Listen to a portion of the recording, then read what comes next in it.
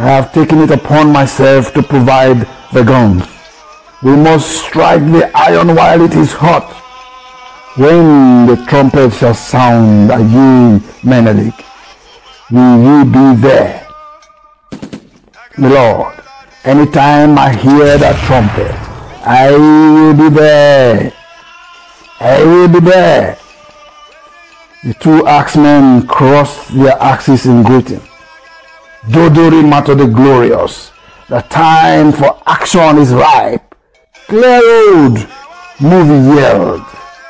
Kurufu on guard. Soon there were 4 floating arms fading away to join their fellow drunken youths. Ibadan lay on his new bed and laughed.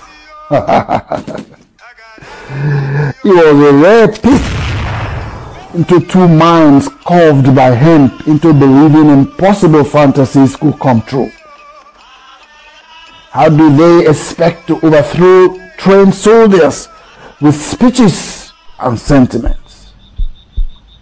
On a second thought, that man Differ Johnson was not the kind of fellow whose words could be taken lightly. The riot he organized last year was so well articulated and executed. Differ was reputed to have brewed all that trouble in one night. He even got hold of some guns. Now he's talking of an omelette made of all the bad eggs in the land. They could hatch enough disaster to get in the news. Differ Johnson is bad news, and these wannabe coup plotter ought to have graduated by now.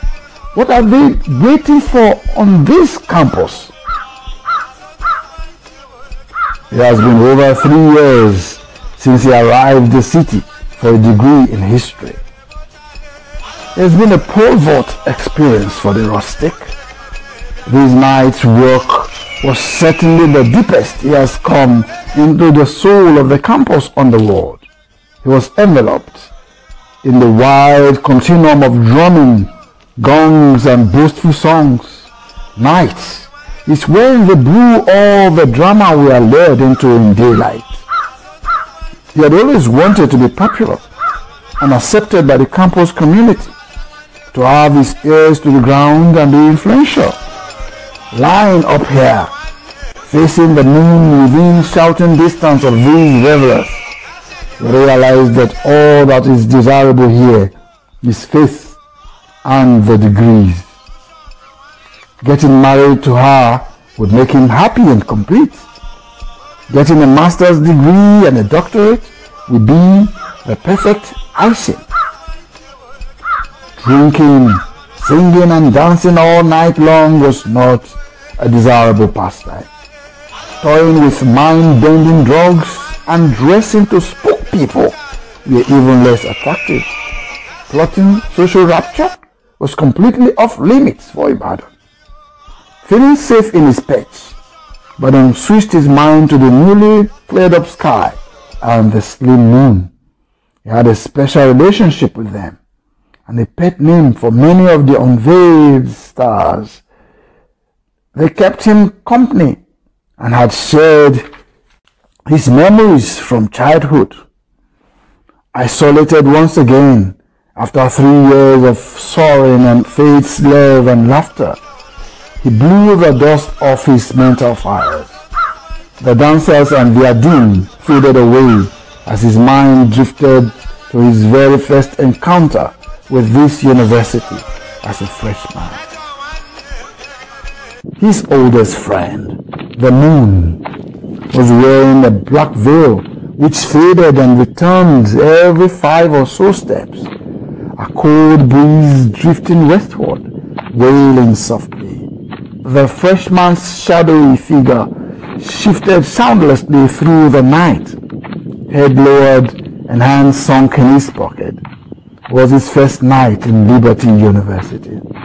In the dark, his left foot encountered a disposed can, and its hollow sound grating against the wretched end of the tarred road filled the empty night. He stepped on the sandy part of the lane, but just kept drifting and could not hear the surrounding noise.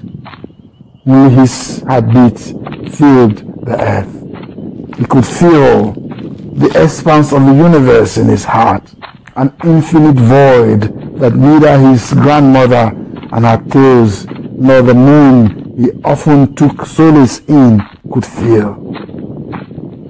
But he felt a new kind of pang. A yearning for love was inside him, looking for someone to blossom for, since he entered through the main gate at noon. But his hopeful smiles met with coldness till night masked all the faces.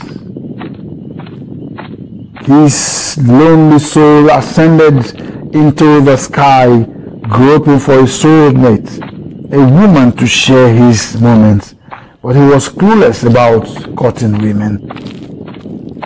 Every time he braved himself to start a conversation, at the critical moment, his tongue always failed him. 3 or 4 steps to delivering his prepared speech, and his mind would do a backflip to the past. That incredible morning of his life. It was hard to understand how a single incident has had him pilloried for a lifetime. The incident started with Ibadan sitting down under the incredible father of trees, twiddling his tangled locks, watching.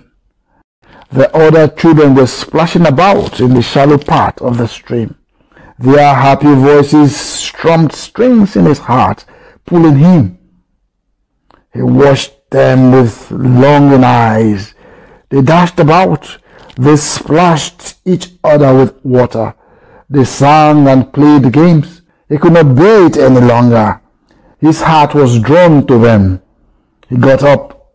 The 8-year-old took one uncertain step, then another, and drew timidly towards them, leaving the shade. Suddenly, one of them called out, "Dada!" The name for children born with dreadlocks. The children took to their heels in the direction of the village, shouting and echoing the nickname. Ibadan could not understand why they always did that. All he wanted to do was to join in their games. It was not much fun having only his grandmother and the elusive moon as his playmate. It was even less fun being all alone. Tears gathered in his eyes and ran freely into the stream. The water had lost its attraction. It had become boring with nothing to offer but his own reflection. He stood there staring at his own image in the stream. The other children did not have tangled locks like his own. They did not have cowries tied to their hair. Many of them had scant hair on their heads. He threw a handful of sand at the unstable image and turned towards the village in quiet grief. "Taboo!" His grandmother insisted. "No razor must touch your hair. You are a mystic, a priest, can't you see? With great powers like your grandfather."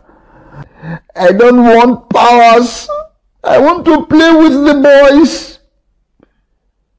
The child could not be convinced or consoled. He wept and refused to eat until he became terribly ill for weeks.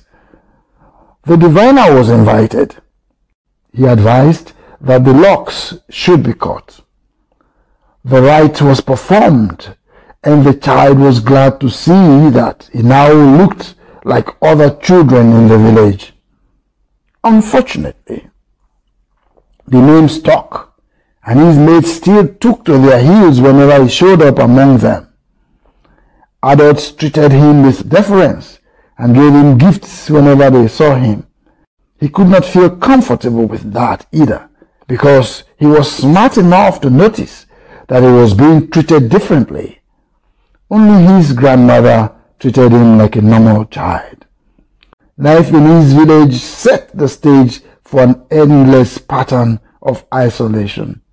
No matter where he found himself, he always felt left out in the cold, while the rest of the world danced around the cozy fire. He was always outside, looking in. Sometimes he lied to himself that he had grown used to loneliness. But every new situation washed away the illusion. But he felt downcast on his first night in the university. He had to keep walking. Through the dark byways, Ibadan drifted. The freshman got the same ice bath when he located the room allocated to him. He had no desire to return there in a hurry, and all those strangers he had to share a room with made him nervous. Ibadan could not erase their mockery from his mind. They were chatting and laughing with each other when he arrived. None of them acknowledged his greeting, though he greeted them thrice. 3 of them were playing a game of cards, while the other 2 were swapping riddles. Why is the river very rich? Ibadan knew the answer to the riddle, but was tongue-tied. Because it has 2 banks, came the answer, and both roared with laughter. Ibadan smiled. Okay. What did the bedspread say to the bed? I've got you covered, came the reply, and another peal of laughter. But he was unable to join their chat. There was a wall of ice. It was obvious that he was being shut out. He had to leave the room. Ibadan fled. As soon as he stepped out of the room, a grenade of laughter exploded in the room.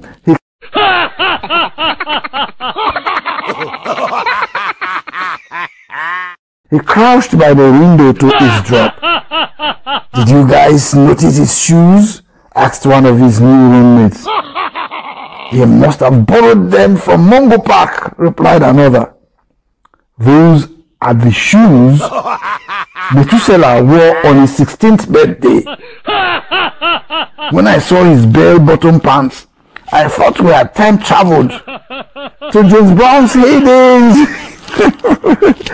Soon as he entered the room, the smell of Gary took over the entire campus. The room was in a hysteria. He was the butt of the hyperballs. Ibadan's dream of making a fresh start fizzled away.